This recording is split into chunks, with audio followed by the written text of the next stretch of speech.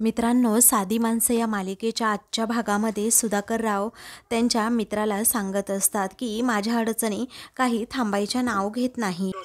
पैशांचं सोंग काही घेता येत नाही, पैशांची चणचण काही थांबण्याचं नावच घेत नाही. मग आता आनंदा म्हणजे सुधाकर रावांचा मित्र म्हणतो, तरीही एक सुख मान की हक्काचं घर तुझ्या डोक्यावर आहे, हक्काचं छत डोक्यावर असेल म्हणजे काहीही टेन्शन नाही. तेव्हा सुधाकर राव म्हणतात, हे मात्र खरं बोललास हा तू. आमचं घर म्हणजे आमची खूप मोठी प्रॉपर्टी आहे. अरे, मुलाबाळांनी भरलेलं आमचं सोन्यासारखं घर, खरंच आमचं सोन्यासारखा संसार आहे. पण खरं सांगू का, निरूपामुळे या सगळ्या गोष्टी शक्य झाल्यात. काही पण म्हण आनंदा, पण आमच्या निरूपाने एक एक काडी गोळा करून मोठ्या हौसेने हे घर सजवलं आहे. या घरावर खूप जीव आहे तिचा. जेव्हा नोकरी चालू होती, माझा पगार चालू होता, मी म्हणायचो, अगं निरूपा, अर्धा पगार आपण वाचूयात, परंतु तिने कधीही ऐकलं नाही. अगदी एक एक घरासाठी वस्तू ती नेहमी विकत घेऊन यायची. पण आज बघ ना, घर कसं अगदी छानच जमून आले, कारण आमच्या घरामध्ये आज सुखसोयीच्या सगळ्या म्हणजे सगळ्या वस्तू आहेत. हे सगळं काही निरूपानं खमकेपणाने जमावलं आणि म्हणून हे शक्य झालं, असं म्हणून सुधाकरराव निरूपाचं कौतुक करतात. मग आता आनंदा म्हणतो की हे बघ, हे ना खूप महत्त्वाचं सुख असतं. म्हणजे कितीही संकट येऊ देत रे आपल्या आयुष्यामध्ये, आर्थिक संकट, परंतु हक्काचं छप्पर डोक्यावर असेल ना, तर खरंच आपल्याला काहीही टेन्शन येत नाही. कारण जगामध्ये कोणत्याही अडचणीला तोंड देऊन झाल्यानंतर आपण हक्काच्याच घरी येतो. आपलं डोकं आपण संध्याकाळी आपल्या हक्काच्या घरी जातो ना, ही भावनाच खूप महत्त्वाची असते आणि आनंद देऊन जाणारी असते. तर इकडे मीरा ही आता सारखी सारखी सुधाकर रावांना कॉल करत असते, तर सुधाकर रावांचं फोनकडे लक्षच नसतं. ते आनंदाबरोबर गप्पा मारण्यामध्ये खूपच बिझी असतात. तर मीरा आता वैतागलेली असते. ती खूप वेळा आता सुधाकर रावांना कॉल करते. तर इकडे आनंदा म्हणतो, चल बरं, निघायची वेळ झाली, खूप उशीर होईल, आता येतो हा मी, असं म्हणून आता तो तेथून जातो. तर सुधाकर राव हे आपल्या घरी चाललेले असतात आणि त्यानंतर मोबाईल चेक करतात. तर मीराचे 16 मिस कॉल आता आलेले असतात. ते पाहून सुधाकर राव जरा घाबरतातच. मग ते लगेच मीराला कॉल करतात. त्यावेळी आता ती विचारते, बाबा किती फोन केले तुम्हाला, अहो तुम्ही होतात कुठे, तर आता तुम्ही लवकरात लवकर इकडे पोहोचा, असं म्हणून ती झालेला सर्व प्रकार सांगू लागते. तेव्हा सुधाकर राव, हो बाळा मी आलो लगेच, असं म्हणतात आणि तिकडे जायला निघतात. तर दुसरीकडे आता देविका ही आपल्या पार्लरमध्ये असते. त्याच वेळी आता ती लगेच आता पंकजला कॉल करते. त्यावेळी इकडे पंकज हा पाहतो तर देविकाचा फोन आलेला असतो. मग त्यानंतर आता नंतर तो एक चहा ऑर्डर करतो आणि लगेच देविकाचा कॉल रिसीव करतो. कॉल रिसीव करत आता तो देविकाला म्हणतो, हो बोल ना डार्लिंग, 1 मिनिट हा, असं म्हणून तो आता काहीतरी थोडा वेळ थांबतो आणि ॲक्टिंग करतो, जसं काय मी खूप कामामध्ये बिझी आहे. मग आता काय झालं रे, असं देविका विचारते. तेव्हा तो म्हणतो, काही नाही, अगं पिऊन आला होता साईन घेण्यासाठी, कारण माझ्या साईनशिवाय लोन अप्रूव्ह होत नाही ना, म्हणून.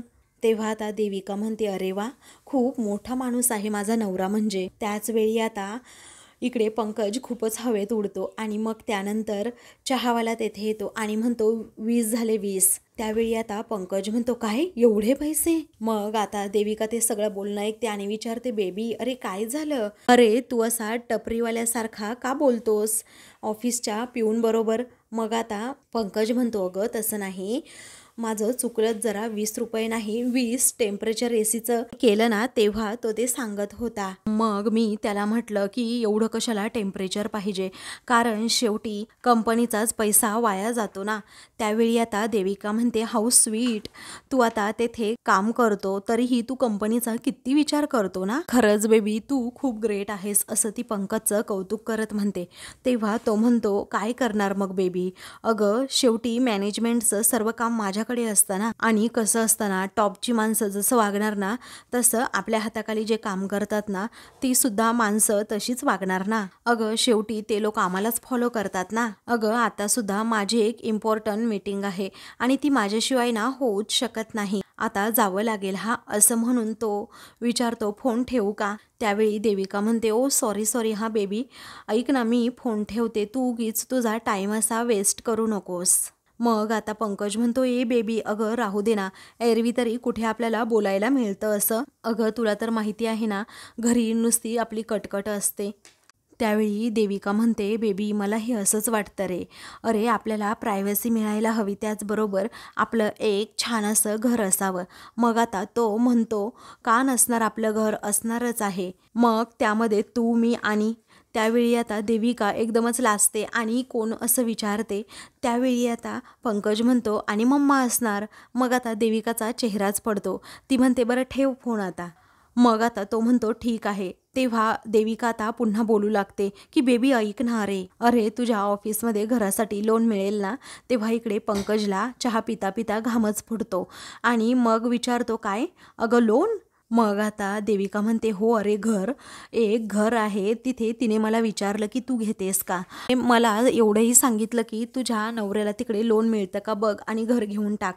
तिने कंपनीचं नावसुद्धा विचारलं, पण माझ्या लक्षात नव्हतं. मी तुझ्या कंपनीचं नाव तरी काय आहे मला सांग ना, असं देविका विचारते. तेवढ्यातच आता पंकजला कुणाचा तरी फोन येत असतो. तेव्हा तो म्हणतो, बेबी ऐक ना, अगं कामाचे फोन येत आहेत, जरा थांब ना तू प्लीज. अगं ठेवू का फोन. तेव्हा ती म्हणते, हो ठेव फोन.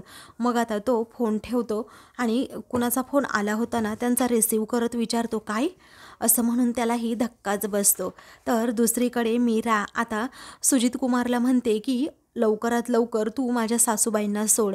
मग आता ती जरा रागातच म्हणते. तेव्हा सुजित कुमार म्हणतो, ओ हो, मन कसं थंड थंड झालं. तेच कसं आहे ना, मला अगदी छान वाटलं तुझा मंजुळ आवाज ऐकून.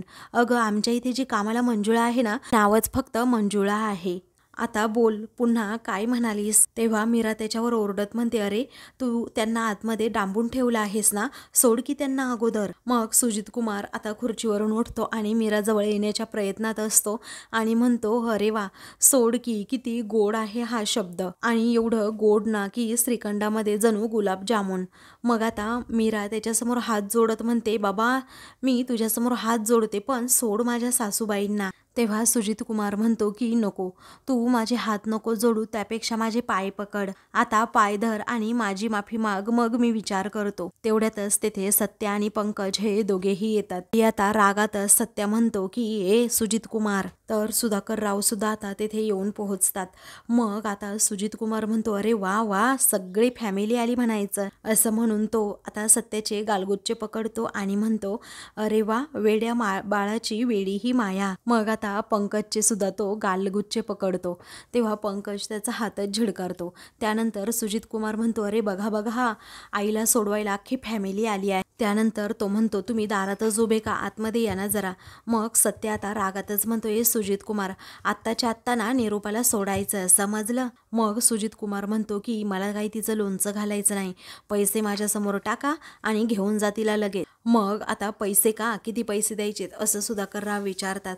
तेव्हा आता लगेच सुजित कुमार म्हणतो की 17,12,500 रुपये द्यायचे आहेत. हे ऐकून सर्वांच्या पायाखालची जमीनच सरकते. तेव्हा सुधाकर राव आता विचारतात, एवढे पैसे. तेव्हा आता सुधाकर रावांना टेन्शन येईल म्हणून सत्या म्हणतो, बाप तू काळजी करू नको, मी आहे ना इथे, मी बघतो बोलतो काय ते. असं म्हणून आता सत्या एकदम शांतपणे सुधाकर रावांना उभं राहायला सांगतो. त्यानंतर रागातच आता सुजित कुमार म्हणतो, आता इथे काही उभं राहायचं नाही, कारण मला माझे पैसे मिळाल्याशिवाय मी काही तिला सोडणार नाही, कारण मुलाच्या पापाची शिक्षा आता आईला भोगावी लागणार. तेव्हा सत्य आता पुढे येतो आणि विचारतो, काय रे, एवढे कसले पैसे आहेत रे तिच्याकडे तुझे. मग आता लगेच सुजित कुमार म्हणतो की मला माफ करा, माझी चूक झाली, तुम्हाला माहीतच नव्हतं ना की नक्की कसले पैसे आहेत म्हणून, नाहीतर उगीच मीरा चिडेल असं म्हणून तो हसतो. सत्या रागातच त्याला म्हणतो, जरा गप्प बस आणि सांग अगोदर, परत जर काही असे दात काढले ना तर सगळेच्या सगळे घशात घालेन. तेव्हा सुजित कुमार आता विचारतो, काय हसू नाही तर काय रडू, आणि मी कशाला रडू, कारण आता रडायची वेळ तर तुमच्यावर आली आहे. मग त्यानंतर सुजित कुमार सांगतो, तुझ्या आईने 17 लाखाचं कर्ज घेऊन ते तुमचं घर आहे ना मोठं, ते गहाण ठेवलंय माझ्याकडे. हे ऐकून आता सर्वांच्या पायाखालची जमीन सरकते आणि सर्वांना मोठा धक्का बसतो. सर्वजण एकमेकांकडे पाहू लागतात. त्यावेळी पंकज जरा घाबरतोच आणि म्हणतो, सुजित कुमार, हे जे काही तू चालवलं आहेस ना ते सगळं काही इलिगल आहे, समजलं? तू आम्हाला असं धमकवू शकतच नाही. तेव्हा पंकज आणि सुजित कुमारमध्ये जरा भांडणं होतात. तेव्हा सत्या म्हणतो, ए पंक्या, झाली का तुझी टिवटिव करून, आता जरा ना गप्पच राहा. असं म्हणून सत्या आता पंकजवर देखील भडकतो. तर सुधाकर राव एकदम शांत असतात. तुझ्या मम्माला जर इथनं घेऊन जायचं असेल ना तर गप तोंड ठेवायचं, समजलं? असं म्हणून सत्य आता सुजित कुमारला विचारतो, माझा काही तुझ्यावर विश्वास नाही.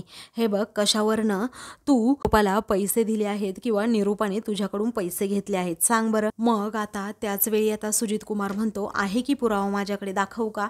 सत्या म्हणतो की निरूपाने पैसे घेतले आहेत हे मला तिच्याकडनंच ऐकायचंय. मग आता सुजित कुमार म्हणतो, तसं तर तसं, ए पोरांनो, एक काम करा, मंजुळाला सांगा निरूपाला घेऊन या म्हणून. त्यानंतर आता सुजित कुमारचा माणूस लगेच तिकडे जातो आणि म्हणतो की ते नवीन पार्सल आहे ना मंजुळा, ते अगोदर इकडे केबिनमध्ये घेऊन ये. तेव्हा सुधाकर राव आता विचार करतात आणि सत्याला विचारतात, काय रे बाळा, मला तर कळतच नाही या निरूपाने एवढं कर्ज का घेतलं असेल. तेव्हा सुजित कुमार म्हणतो की 2 महिने झाले आहेत पैसे घेतले, एकही हप्ता अजून दिलेला नाही. तिच्याकडे पैसे मागितले की प्रत्येक वेळी नवीन स्टोरी सांगत असते आणि म्हटलं तर तुमच्या परिवाराचीच एक वेगळी स्टोरी आहे. आणि आज तर काय व्याजाचे पैसे चोरीला गेले म्हणून चोरी सांगितली. तेव्हा सुधाकर रावांना आता खरंच खूप टेन्शन येतं. तर मीरा सुद्धा एकदम शांत असते. 17 लाख रुपये एवढे आणायचेच कुठून हा प्रश्न तिला पडतो. तर आता लगेच पंकज हा एकदम टेन्शनमध्ये येतो, कारण त्याला माहीत असतं मम्माने हे कर्ज कशासाठी घेतलंय. त्यानंतर सत्य आता रागातच पंकजकडे पाहतो. तेव्हा पंकज म्हणतो, काय माझ्याकडे काय पाहतोस तू? मला यातलं काही माहीत नाही. असं वाटतं या सुजित कुमारचाच काहीतरी गैरसमज झाला असेल. तेव्हा सुजित कुमार म्हणतो, बाबा, माझा काहीही गैरसमज झाला नाही. तुम्ही अगोदर तुमच्या त्या आईच्या तोंडूनच ऐका नक्की काय झालंय ते. त्यावेळी आता निरूपाला मंजुळा तेथे घेऊन येते. त्याच वेळी आता निरूपा ही म्हणते की सोडा मला अगोदर, सोडा मला. तेव्हा सर्वजण निरूपाची ही हालत पाहतात आणि समोर निरूपाला आता घरातील सर्वांना पाहून प्रचंड धक्काच बसतो. तिच्या पायाखालची जमीनच सरकते की घरचे सर्वजण इथे आले. तेव्हा सत्य आता खूपच जोरात तिच्यावर ओरडतो, निरूपा, काय घोळ घालून ठेवला आहेस ग? असं म्हणून तो भडकतो. तर निरूपा आता खाली मान घालून उभी राहत. मग पुढे आता सत्या अजून एकदा ओरडतो की तुझ्यासाठी ना टाळ्या वाजवल्या पाहिजेत, कारण तू खूप मोठं काम केलं ना म्हणून. असं म्हणून तो तिचा अपमान करत जोरातच टाळ्या वाजवू लागतो. तेव्हा आता निरूपा खाली मान घालून उभी असते आणि तिचा प्रचंड आता सत्या अपमान करत असतो, कारण निरूपाने असंच काम केलेलं असतं आणि घरातील कुणालाही थांगपत्ता लागू न देता एवढं मोठं कर्ज घेतलेलं असतं. त्यानंतर आता सुधाकर राव हे लगेच निरूपाला जाब विचारू लागतात की काय आहे निरूपा, अगोदर सांग पाहू. तर निरूपा आता त्यांच्याकडे पाहत सुद्धा नाही, आपली खाली मान घालून ती खूपच आता रडू लागते. त्यानंतर आता सुधाकर रावांच्या डोळ्यासमोरून सर्व क्षण जातात आणि ते रागातच म्हणतात की मागच्या वेळी जेव्हा घर गहाण ठेवण्यासाठी तुला म्हटलं होतं की मला कागदपत्र दे, तेव्हा तू दिले नाही, कारण सत्यजितची गाडी सोडवायची होती तेव्हा तू का कागदपत्र दिले नाही ना, हे मला आत्ता समजतंय. कारण तेव्हा तुझ्याकडे ते कागदपत्र नव्हतेच, बरोबर ना, कारण तू ते घर अगोदरच गहाण ठेवलं होतं. मग आता सत्या आणि मीरा एकमेकांकडे पाहतच राहतात. त्या दोघांनाही खूप टेन्शन येतं. त्यानंतर आता सुधाकर राव विचारतात की बोल ना आता, तेव्हा तुझ्याकडे ते पेपर नव्हते ना, तेव्हा आता निरूपाला आठवतं की कशाप्रकारे मी सुजित कुमारकडे कर्ज घ्यायला आले होते. त्यानंतर सत्य आता तिच्या समोर जाऊन उभा राहतो आणि म्हणतो, काय ग, तेव्हा खूप तोंडवर करून बोलत होते ना, माझ्या घराला हात नाही लावायचा, मग आता बोल की तू. तेव्हा सत्य आता तिला बोलायला सांगतो. निरूपा खाली मान घालूनच रडत असते आणि म्हणते मी ते, असं म्हणून आता ती सांगणार असते. तर सुधाकर रावांच्या रागाचा पारा चढतो आणि ते म्हणतात की एक शब्द सुद्धा आता तू बोलू नकोस. तेव्हा आता ती रिक्वेस्ट करते की माझं ऐकून तरी घ्या ना, मी कशाला घर गहाण ठेवलं आहे ते. तेव्हा सत्या रागातच विचारतो, काय ग, आजपर्यंत तू मला फक्त पनवती म्हणत आलीस आणि माझा त्या घरामध्ये सतत अपमान केलास, तेच घर आज तू चक्क गहाण ठेवलंस. मग आता मीरा सत्याकडे जाते आणि त्याला शांत करत म्हणते की अहो, तुम्ही जरा शांत बसा ना, त्यांना काय म्हणायचंय, त्यांची नक्की काय अडचण होती, आपण ऐकून तर घेऊयात ना. तेव्हा आता सुधाकरराव हे रागातच म्हणतात की निरूपा, तोंड उघडून ना आता सरळ सरळ सांग बरं, तुझे किती पैसे चोरीला गेले आहेत. तेव्हा निरूपा आता खूपच घाबरते, तिला काय बोलावं हे सुचत नसतं. त्यानंतर सत्या म्हणतो, अगं सांग की, तू तोंड का उघडत नाही बोलायला, सांग ना अगोदर तुझे किती पैसे चोरीला गेले आहेत, ते कोण कोण होतं तुझ्या बरोबर. त्यानंतर सत्या आता विचारतो, बाप मला एक सांग रे जरा तू. अरे त्या यमडीनेच दिलेले हे पैसे होते ना, ते पैसे चोरीला गेले होते आणि तू नंतर पैसे सापडल्यावर हिच्याकडे दिले होते ते, कारण ही काही बोलणाच झाली ना, तेव्हा मला असा संशय येतोय. तेव्हा सुधाकरराव आता रागातच विचारतात, काय ग निरूपा, अगं सत्यजित काय विचारतोय तुला, त्याच्या प्रश्नाचं उत्तर दे, अगं बोल की, असं म्हणून आता सुधाकरराव हे खूपच चिडतात. तेव्हा आता निरूपा ही खूप टेन्शनमध्ये येते, सत्य कसं सांगावं हे सुद्धा तिला कळत नाही. त्यावेळी निरूपा आता म्हणते, हो अहो त्याचेच पैसे होते. हे ऐकल्यानंतर आता सुधाकररावांच्या पायाखालची जमीनच सरकते. मग सर्वजण धक्क्यानेच आश्चर्यानेच एकमेकांकडे पाहू लागतात, कारण जे यमडीने पैसे दिले होते 1,00,000 रुपये, ते सुद्धा निरूपाने घालवले तर घालवले, त्याचबरोबर हे आता सगळं असं घडून बसलंय. 17,00,000 रुपये सुद्धा घर गहाण ठेवणीने काढलं आहे. आता हिला करावं तरी काय, असं म्हणून सुधाकरराव रागातच निरूपाकडे पाहतात. तेव्हा आता ते खूपच रागात तिच्याकडे पाहत असल्यामुळे निरूपा आता खूप रडू लागते. मग आता सत्या म्हणतो, बाप मी तुला काय सांगितलं होतं, या बाईकडे पैसे देऊ नकोस म्हणून, कारण हिने सर्व पैशांचा खेळखंडोबा केला. एकदा नाही तर दोन-दोनदा त्या पैशांचा तिने दुरुपयोग केला. तुला समजतंय ना आता मी कशासाठी तुला जीव तोडून सांगतो की हिच्याकडे अजिबात पैसे द्यायचे नाहीत. त्यानंतर आता पंकज विचारतो, मम्मा अगं पैसे चोरीला गेले, मग तू पोलीस कंप्लेंट का नाही केलीस. त्यानंतर सत्या म्हणतो, ए पंक्या तूच जा आणि पोलीस कंप्लेंट कर, आणि तूच जा व तिकडे आतमध्ये सुद्धा जाऊन बस, कारण तू आणि तुझ्या मम्मानं माझ्या बापाच्या पैशांची चोरी केली आहे, समजलं. त्यावेळी रागातच आता सत्या म्हणतो, मला पनवती म्हणताना पण त्या पैशांची तुम्हीच नासाडी केली. त्यावेळी रागातच आता सुधाकरराव म्हणतात, अगं ज्या वडिलांनी तुझ्या नावाने ते घर केलं होतं बरोबर आहे, म्हणून तुझ्या मनाला येईल तसं तू वागू शकत नाही ना, कारण त्या घरावर माझा सुद्धा अधिकार आहे, समजलं. अगं त्या घरावर तुझ्या मुलांचा सुद्धा समान हक्क आहे, हे तुझ्या वडिलांनी तुला सांगितलं होतं, हे विसरलीस का तू. अगं या पोरांपैकी एकाला तरी तू विश्वासात घ्यायचंस आणि एकाला तरी विचारायचं ना. अगं विचारता नाही आलं तर कमीत कमी सांगायचं तरी. अगं पण नाही, स्वतःच्या मनाला येईल तसं लपून छपून तू घर गहाण ठेवलंस. तू दाखवून दिलंस आज निरूपा की तुला पुढचा विचार तर अजिबातच करता येत नाही. अगं एवढं मोठं कर्ज घेतलंस, पण एकदा तरी विचार केला का तू, कारण पुढे काय करणार होतीस तू. मग निरूपा आपली फक्त रडत असते.